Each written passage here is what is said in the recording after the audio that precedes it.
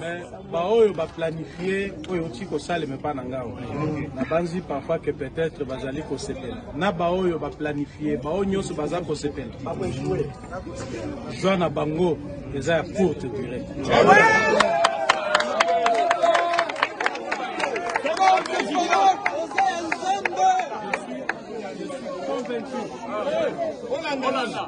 Je suis convaincu, très convaincu que Esengo na bango eza ya mukuse. Amen. OK. Donc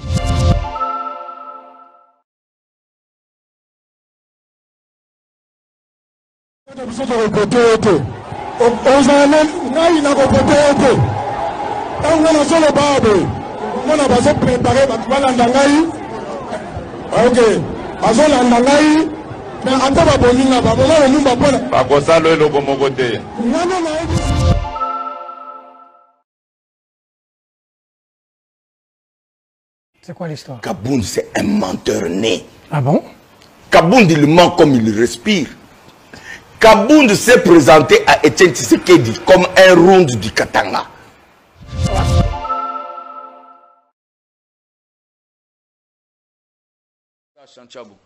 Bino bolinga okotela batune bakabunda nde mutu azoyiba ndako kutu azimbongwa toko rappeler makambune nyonso ndenga yaka Kinshasa première voiture atambolaka yalaka ya David Mukeba Ketch yazimbongo toko rappeler ba chemise alataka omoni bakabunda balukaka makam kalate nazo communiquer so kebite communiquer ngo ezake na longoli na parti.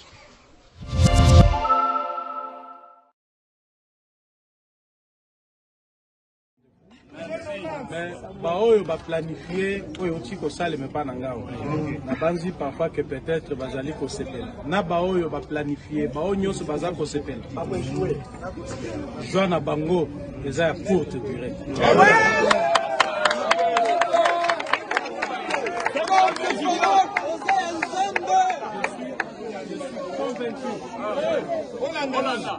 Je suis convaincu, très convaincu que Esengo na bango eza ya mukuse. Amen. OK. Donc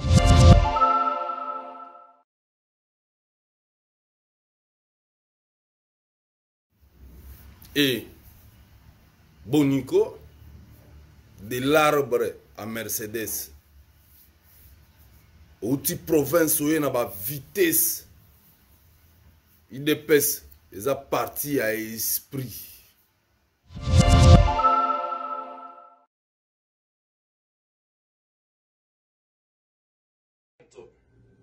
Ce chapeau qu'on considérait d'antan comme un chapeau de la lutte, un chapeau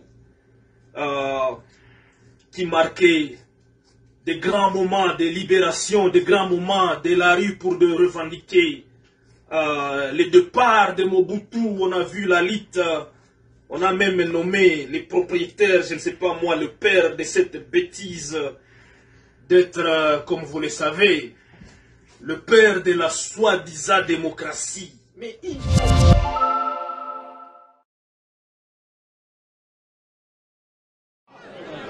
Maintenant, je vais vous présenter le président de la fédération du Haut-Lomami. C'est monsieur Jean-Marc Kabunda Kabunda. C'est un véritable héros.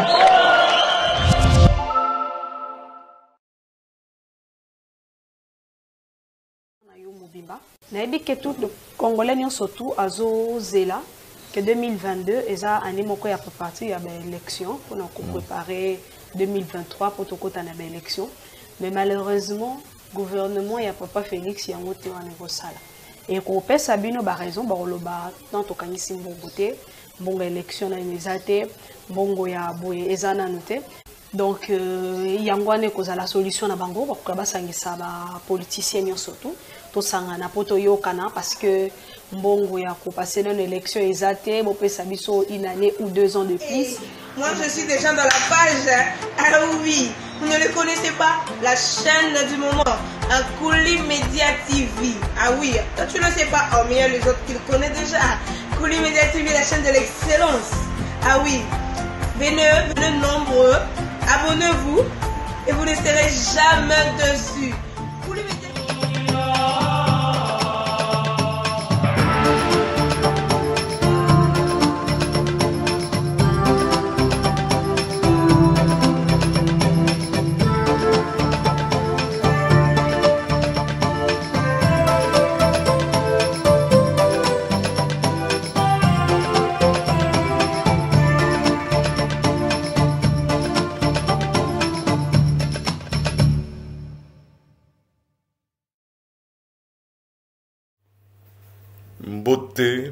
Mbote bandeko ya Kuli Media TV, mbote bandeko ya chaîne de l'excellence.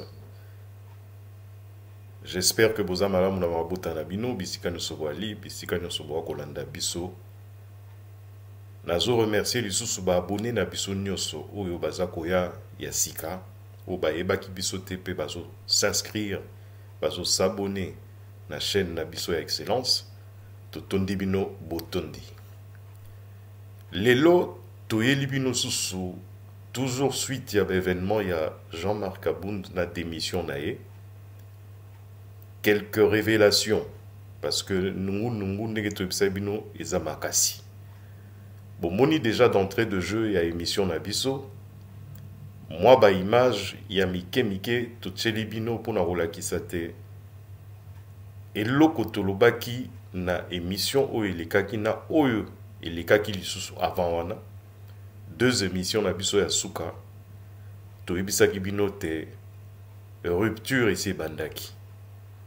Malgré présence ya président ya Assemblée nationale Mbosso oyo ayaki tina résidence ya Jean-Marc Abound, mais bino moko bo remarquai que Mbosso après entretien na ye na Jean-Marc Abound tango aye kosolola na population bazaki na lopango ya Jean-Marc Abound, présence ya Jean-Marc Abound ezalaki te. Elakisi nini? Elakisi que tosololi na biso menaza d'accord te. Preuve ango e kobima lelo. Mais c'est vrai que batebele batche ba image déjà na ba chaîne. Mais ba analyse et salamité. Biso tozawana pona ko analyser ba image. Mot par mot, phrase par phrase.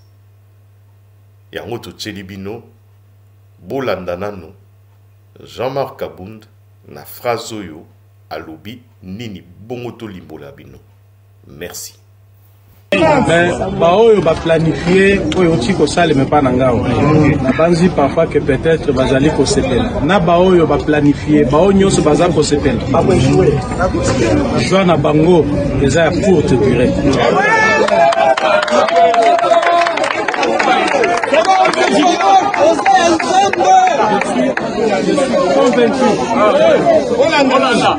Je suis convaincu, très convaincu que Essengona Bango Eza Mukuse. Amen. Ok. Voilà. Ndenge na utakolupa bomoni bino muko phrase ya Jean-Marc Abound. Jean-Marc Abound alobi nini? Jean-Marc Abound alobi ba oyo nyoso ba ko sala ba feti. Ba oyo nyoso ba ko sepela na likambo yelinga. Na ku oyo ba preparaki ponanga bazala na bango tranquille pour feti na bango eza ya courte durée. Feti na bango eza ya mukuse. Aza entièrement convaincu. Donc je répète le mot.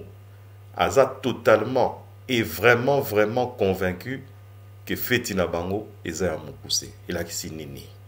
Bandeko nanga elakisi nini? Et l'axi que Jean-Marc Abound a si accueilli. Nyoso ba kosala liboso ya permanence, ya UDPS. Kochaba banderole que non, Jean-Marc dégage boena boye.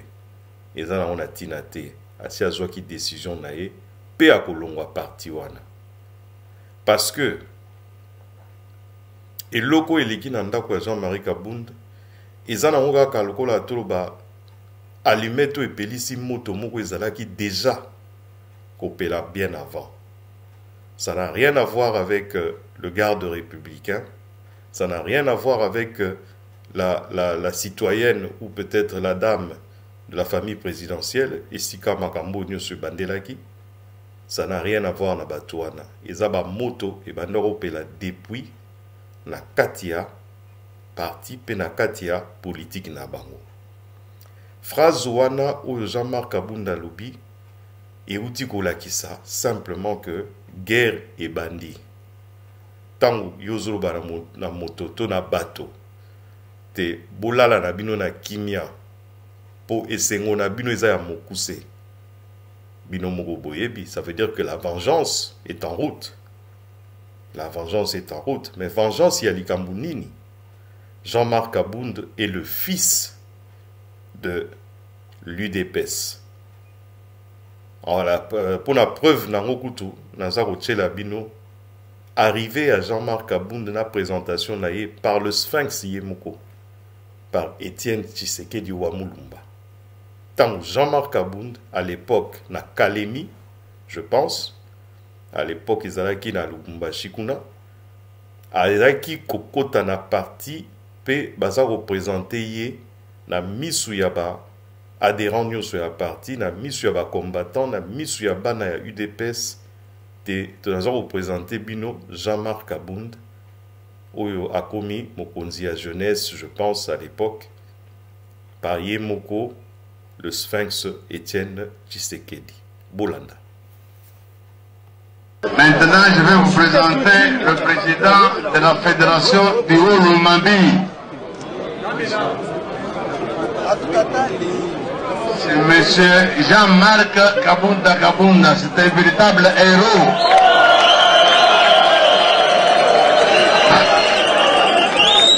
IDPS viva! Viva! IDPS viva! Viva! Tunasema hivi, tuko nabo. Eko na mabunduki, shi tuko banon viola, me tuko nabo.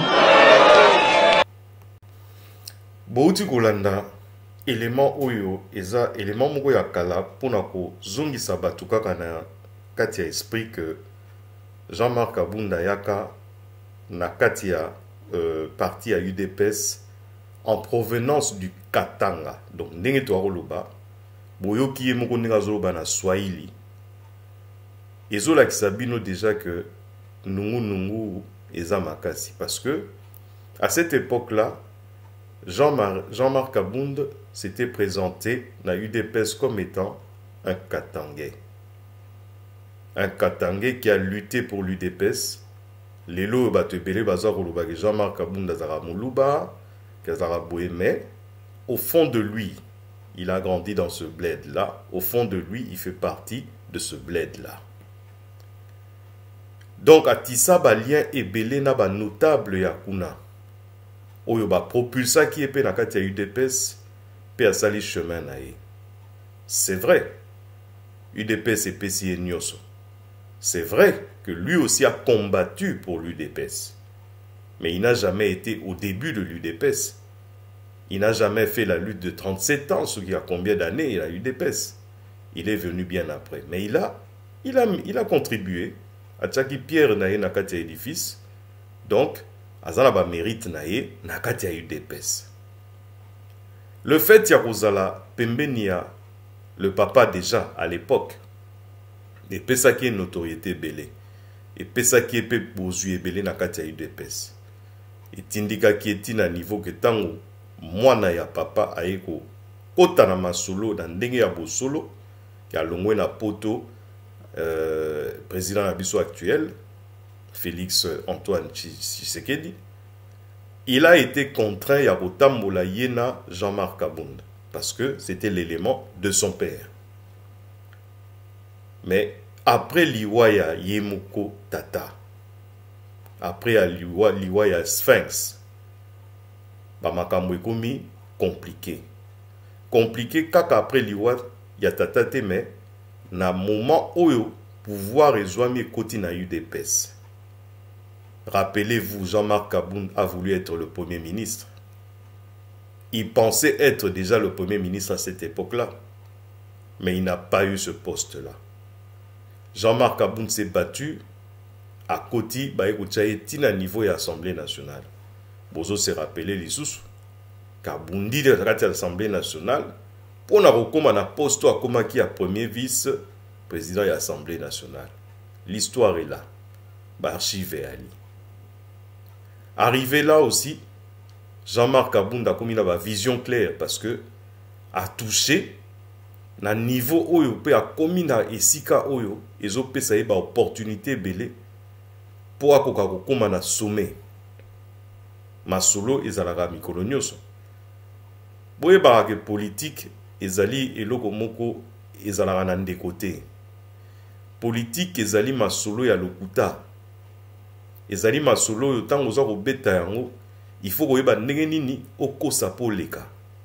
Eloba nango fali pupa kosa leka. La politique est comme ça. Politique ezala ba parti pris, politique yana sentimenté. Donc, tant que vous avez Jean-Marc Kabunda télémina liboso lopango na ye, pas koloba na bato ke ba oyo bazo seka ba oyo bazako mela, ba oyo bazako sakana. Bazana bango na joie ya courte durée.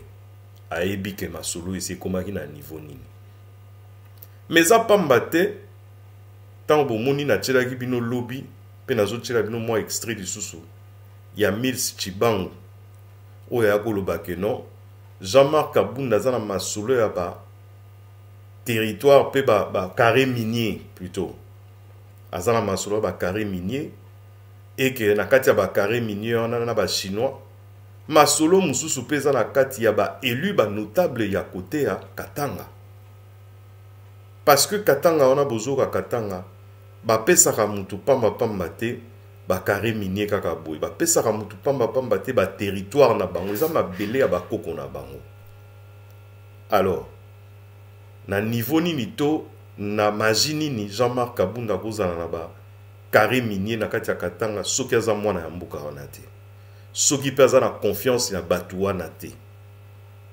Boloba nanga eza masolo ya mbongo, mais boyebi très bien que na mbuka na biso mbongo ezaka mais eyaka après.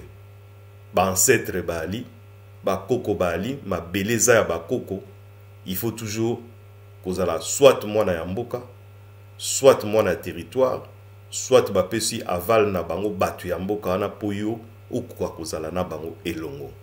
Kabund aweli nini? Est-ce que ça ka pona makamba ba mura wana? Bakota ke pana yenda linya longwa. To eza problème nini? Kasi bandeko nanga ya UDPS, bandeko ya opposition, bandeko ya major, bandeko tout ya Congo to fongola misu. Est-ce que ces politiciens se battent réellement pour nous? Est-ce que balingi biso? Est-ce que baso bundela biso to eza makambo na bango? Talanga na zo bisa. Moi na tanda bani makambo ba minéraux oyo. Batebele ba condamner ngai. Wa lobi boy yango yo. Na zo bisa bino lelo. Na zo bisa bino lelo bokanga yango. Bazali ko wela makambo ya ba minéraux na Katanga. Et na société moko bo na Katanga. Excellence. Amis téléspectateurs, mbongwe bimi etamoli na kata ba politicien. Mutu wana obino bo lobela lelo o a démissionné kasi. Botu na o demi. Oh non, je ne suis pas affairiste, je ne fais pas de. Tu es affairiste. Okota mamba minéré. Ba kinande ba yebite. Biso to vana na lubashi to yebike ozana ba carrière minière. Okota pe makamba ba mine. Ba china pe ba lesi, ba pesi mbongo, na minito bazali ko sande nini. Ba lingi ba sala front contre chef de l'État. Ba bundi safachi.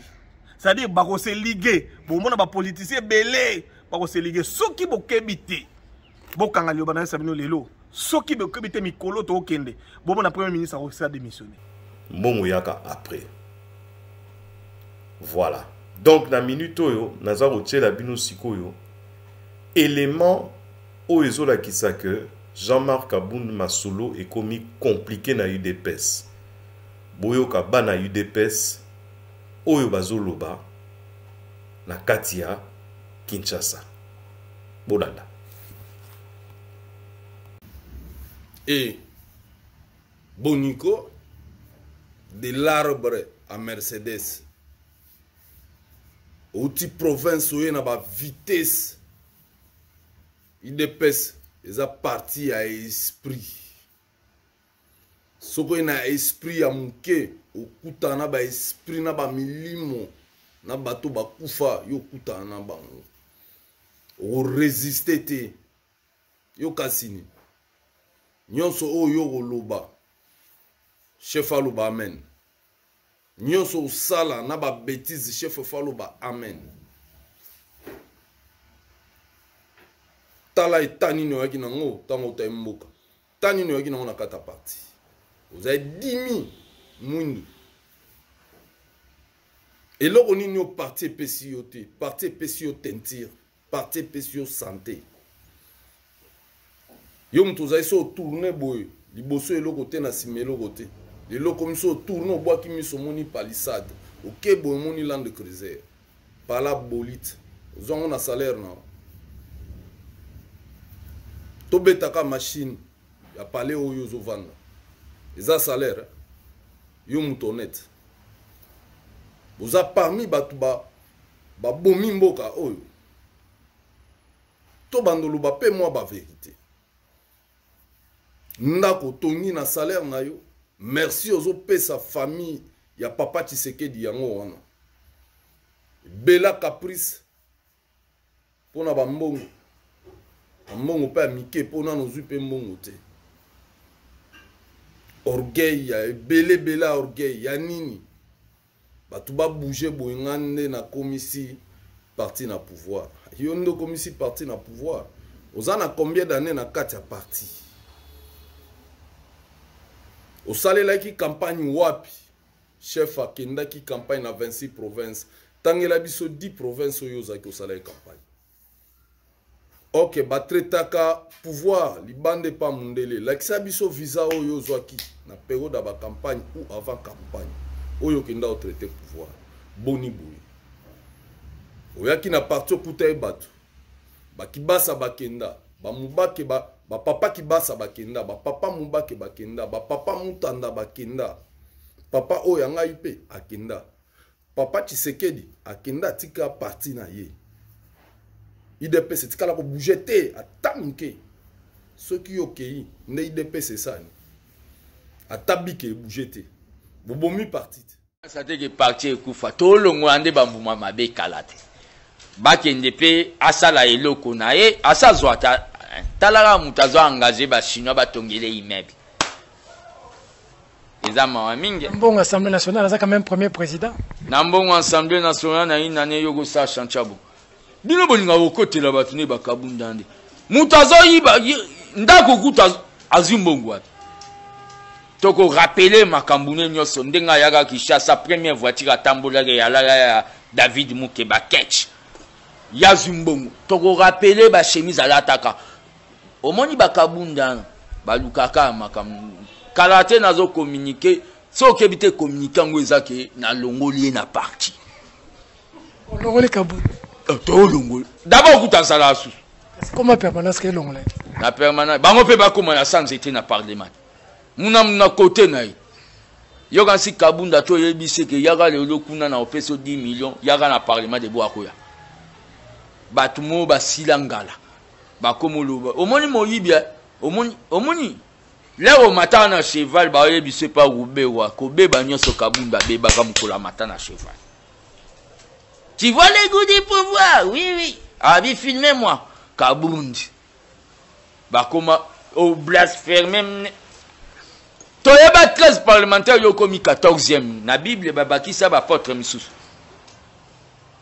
Bozo mona mutabonga za normal azo se comparer na Tshisekedi. Unitaire ya meme la biso Kabunda linga victoire ataka victoire na biso ya ye. Kilme oyebika Kabunda bima député po alongo lainga secrétaire national atie Jekoko na mobilisation pour azo ba voir Jekoko. Ah bon? C'est boye bien ote ke hommage Jekoko. Alors on oppose ba voix Jekoko. Pour atta Jekoko à sa campagne pour zo ba voix oyo a Jekoko. Kabunda ko zo ba élection. Bozi la kasite makambango se bandi yango 2023 yango bo gagner suna moamba kotenga na za soboko. Kabundi ndenga za to lo babo. To d'abord za no calme pour ti muna minute azana confinement azo melao ba bengi ba champagne aza calme. Eza sans événement. Donc, ezala mutumo be amoni kazo kokate bazo banga oyebika ande balobaka ke bazo banga. Après makambo coronavirus esi la to banda corona politique na kati ya UDPS bango nde bakolo. Mission ya garde républicaine auprès du chef de l'État. c'est le protéger, le sécuriser, sa famille, ses biens, ses hôtes de marque, et lui rendre les honneurs jusqu'au sacrifice suprême. Donc, mission Nabiso Ezako Batela, Kokengela, Mokonzi Amboka, na libota na ye, na biloko na ye, na bapaya na ye nyoso bakoya, et ko rendre ye ba honneur jusqu'au sacrifice suprême. Est-ce que tu as gagné? Troisième mission, il y a un Européen. Maintenant, il y a ordre dans le rétablissement public. Un Européen. Donc, ceux qui, par exemple, dans la ville, problème est ali, les policiers vont accueillir, les salimans vont quitter. Donc, Kende, Potosil, Sayango, et puis Tosalinine. Tozongi, Nabasit, Nabiso. Ce chapeau qu'on considérait d'antan comme un chapeau de la lutte, un chapeau qui marquait des grands moments de libération, des grands moments de la rue pour de revendiquer les départs de Mobutu. On a vu la lutte, on a même nommé les propriétaires, je ne sais pas moi, le père de cette bêtise d'être, comme vous le savez, le père de la soi-disant démocratie. Mais il faut pouvoir, ce que vous faites pour nous, c'est une honte. Vous avez trahi la nation, vous aviez vendu la nation dans les mains des individus les plus cruels de l'humanité. Grâce à vous, aujourd'hui, le rapport mapping est devenu un papier de la toilette. Hein? Grâce à vos bêtises, ceux qui ont endeuillé notre nation ne seront jamais devant la justice pour justifier le massacre de nos peuples.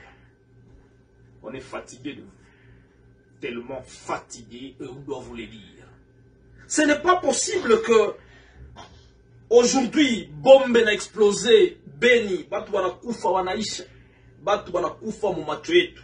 Vous à Kinshasa, c'est la fête. Silence radio. L'IDPS qu'on connaissait avant. L'IDPS qu'on voyait dans la rue, juste parce que toi, $1 il parle. Aujourd'hui, au massacre à Beni, l'IDPS silence radio. Quelle complicité avec le mal. On chasse des gouverneurs médiocres à l'Est. Parce que voilà, tout ça, voilà, tout sous moi, Massan, ces autres, on les chasse. Arrivé à Kinshasa, vous les réhabilitez. C'est inacceptable. C'est inacceptable. UDPS, vous êtes une honte. UDPS, vous êtes au même titre, au même niveau que l'ADF Nalou. L'UDPS, vous êtes au même niveau que le RCD. UDPS, vous êtes au même niveau que les grands terroristes qui ont endeuillé la nation congolaise. Trop c'est trop, on en a marre avec vous, on est fatigué. Bandeko nanga ya Kuli Media TV nazo répéter lisusu que bo mekako yebisa ba autour na bino bandeko na bino ba camarade na bino ba connaissance na bino que chaîne moko ezali oyo eza chaîne à excellence ya Kuli Media TV oyo palolaka masolo na ndenge ya mokete baya ko s'abonner massivement na chaîne na biso ba kozala pe déçu te bouti kolanda moi 3 ou 4 mini vidéo na Tchelibino, il y a déchirement na kati ya UDPS. Bolandi, moi na mboka ya liboso alobi que Jean-Marc Abound a rappelé Jean-Marc Abound que ayaki na nzete akwei mbala moko ya komi na Mercedes. Ba tusu ba obenga ngo jalousie. Ba misusu pe ba loba no eza mérite na ye. Mais en si peu de temps, Negara fils Moukoko alobi, en si peu de temps, est-ce que Moutou akoki kokoma na niveau ya kotonga bandako atongi? Wana yekuta suika na bandako. En si peu de temps, est-ce que Moutou akoki kokoma na niveau kosomba ba carré minier? Parce que carré minier ba somba en termes de millions. Pour eza ba emplacement ya ba mama belé oyo et couper ça sous ba millions. Donc il faut zwa na ndenga ba millions. Bolandi bino moko mwana mboka oyo na tsheli bino ya suka. Ye aza déçu par l'UDPS. Déçu par le Sphinx. C'est-à-dire Étienne Tshisekedi. Déçu par comportement. Ça veut dire que parti essayer bandi ko panzana peso to lo kebite essayer panzani. Mais dans tout ça, que dit le chef de l'État? C'est vrai que le chef de l'État, na minute oyo, il n'est pas le président de l'UDPS. Parce que, politiquement, sur le chef de l'État, ou Rosa Arrête, il y a parti. Donc il faut la chef de l'État et la nation Mobimba. Mais c'est un fils non seulement le fils biologique qui a Kolo Parti, mais c'est un fils de l'UDPS. Tant au mot Pela, il faut que Luka mabele pour na ko bomayango. Et lui, la position naye o azali nango lelo en tant que chef d'État, azana mot à dire na kati ya parti pour oyo bazaki wana bazako saka intérim. Donc quelque part, c'est toujours lui le président du parti. Ba makambo eza koleka au sein ya parti ya makasi lokwa UDPS boye. Aza obligé à pesa ya yeli loba. Aza koloba nini? Aza kokanisa nini? Eza kokende wapi? Kinshasa, mais Kabound a toujours jaloux, il a chef de l'État. Si le dossier pouvoir, Kabound a changé. Kabound a menacé la sécurité et chef de l'État. Il a dit, si ma chef de l'État n'a pas beaucoup. Kabound a mwana muke. Histoire yo bandangote. Okofina na maka. Okofina na Kabound. Je m'appelle Moura Mourada, pasteur de la foi du progrès. Merci beaucoup. À bon niveau ezokende ekoki pe ko provoquer révolte na mboka, ekoki ko provoquer ba émeute na mboka, eko provoquer ba situation moko désastreuse na mboka. Tozo mona ngo lokola blague, tozo tala ngo na bilili, eza ko kende eza ko zonga oya beti mbata, oya pesi litama, oya zongi si boye. Mais c'est le moment de calmer cette situation. Bandeko na mwana mboka moko azo kataba bomoni na suka azo kataba ba béré. Donc ça veut dire simplement que c'est symbolique, ça veut dire que il est déchiré na katinaye. Aza vraiment yako zoka na katinaye par rapport à la situation où ils ont na katia UDPS. Aebi sousouté à quel sein à se vouer. Aebi sousouté sikani ami boaka et sikani ni akendeko kondima ezalo kwa ba bengio na ndako nzambe oyebi ke ndako na nzambe mokuti Satan. Ozo imaginer désespoir na yo. Vous ne voulez plus de M. Tshisekedi comme candidat formateur de ce gouvernement de salut public. Vous l'avez dans mon message. Je demande qu'on propose un autre nom. Si ce candidat est de nouveau M. Tshisekedi, l'accepterez-vous? Non. Jean-Marc Kabound qui se lève côté naïe devant les militants pour dire que ba oyo ba sali boye parce que tant walobi que ba oyo ba tindi makambo l'équipe pananga aza déjà sûr que na ndenge naïe akoyeba eza lokola France osaka na président de la République parce que abimi na mboso sauté devant population pour la minute où on attend mboso qui on a en tant que son président et Assemblée nationale et en tant que grand frère na ndenga âge. Le respect, il fallait bimaye namboso devant population tant mboso azoloba. Mais le fait de rester chez lui, dans son salon, ça veut dire qu'il n'était pas d'accord. Mboso a joué kaka, politiquement, kokitsamite mayabato. Mais la preuve, Mboso a outi kocha susu communiqué que moto oyako yamba démission à Jean-Marc Kabound a un problème nangai. Na niveau de l'Assemblée nationale. Vous imaginez? Ça veut dire que Masolo na bango ezalaki la concrétisation te omboso alingaki. La guerre a déjà commencé. Pidjoin. Bah ça c'est bando betama déjà. Na cessé. Bande konanga ya Kuli Media TV. Ya blague te. Botala élément oyo lisusu. Il y a mwana mboka oyo azako yebisa chef de l'État qui n'a ko voté yote. Awa na ko yebiso qui n'a ko voté yote batu ba kolandanga déjà ba élément ba kolandanga. Tango yo mokonzi ya mboka ba komi ko yebisa yo qui n'a ko voté yote en face boy, ça veut dire qu'il y a quelque chose qui va pas. Pour biso toza population moko topé mboka moko oyo soki makambo ezokende malamu na mutu en tout cas ezaka unanimité ezaka nango te na bato bawa koloba bazwa ba courage ya koloba devant micro devant le président devant ba sécurité devant makambo nyonso ke non oyo na ligne yango te parce que to bangaka représailles mais mutu alobi yango pe a signé alobi ke non na yebi ke na kokufa nanga po bakolanda nga ote bakolanda yo te bakosala lo côté to na démocratie habité ngam nazaka na bango na yebi bolanda ye alobi na chef de l'état ka voter été c'est chaud et puis c'est grave parce que batu bazo donc nous sommes prouvé ce que chef de l'état a vraiment mutamaele que makambo il faut changer vite il faut population mon changement au bazarose là ils ont trop promis à la population des choses on nous a promis beaucoup de choses mais qu'est-ce qui a été fait concrètement bolanda de konabiso bon tozongi merci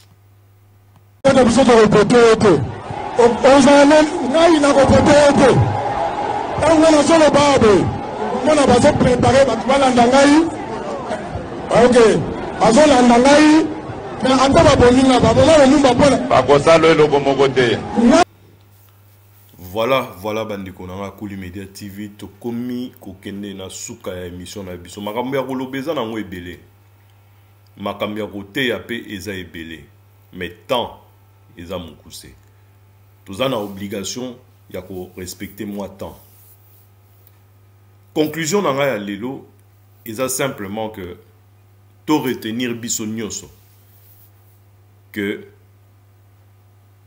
moto ese bandi kopela na kati ya parti au babengi UDPS bon moni bino nyonso ba intervention plus ou moins ya batu ba attaque ciblée ça veut dire que ba attaque musu ezaka ba attaque oyo bokotanga komba mutu te bolo ba likolo mais oyo eza ba attaque ciblée Jean-Marc Kabound de son côté qui cible directement le président de la République et le gouvernement en disant que voilà balala na bango kimia mais bakoseka mingité pour kalaté donc ils ont déjà attaque côté au mususu tomona ba partisan fervent partisan il y a eu UDPS bazo attaqué Jean-Marc Kabound en lui disant que en lui rappelant plutôt ndenga yelaki na esika komi il faut à la reconnaissance na makambo wana bako rappeler ba événement nyonso wana côté mususu tomona ba partisan mususu baza déçu mususu azako lobela président qui n'a voté au sous-souté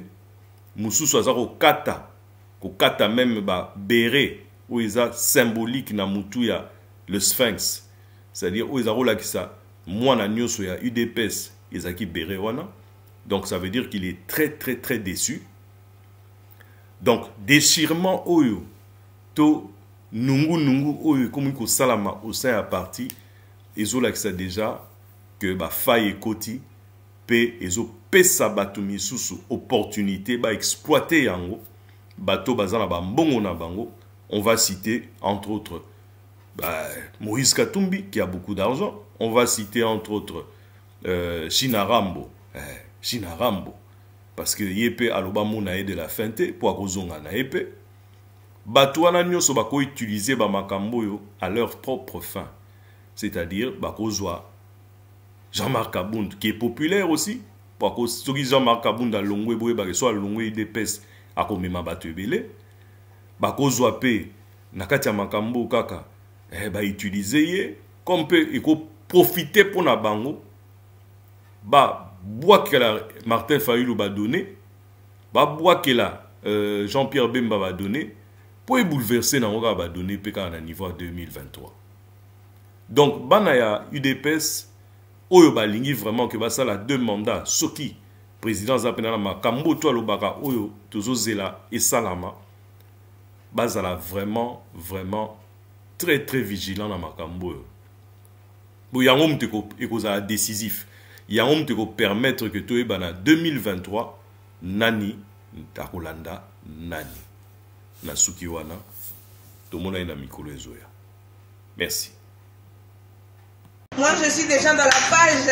Ah oui, vous ne le connaissez pas, la chaîne du moment, Kuli Media TV. Ah oui, toi tu ne sais pas, oh mais il y a les autres qui le connaissent déjà. Kuli Media TV, la chaîne de l'excellence. Ah oui, venez nombreux, abonnez-vous et vous ne serez jamais déçus.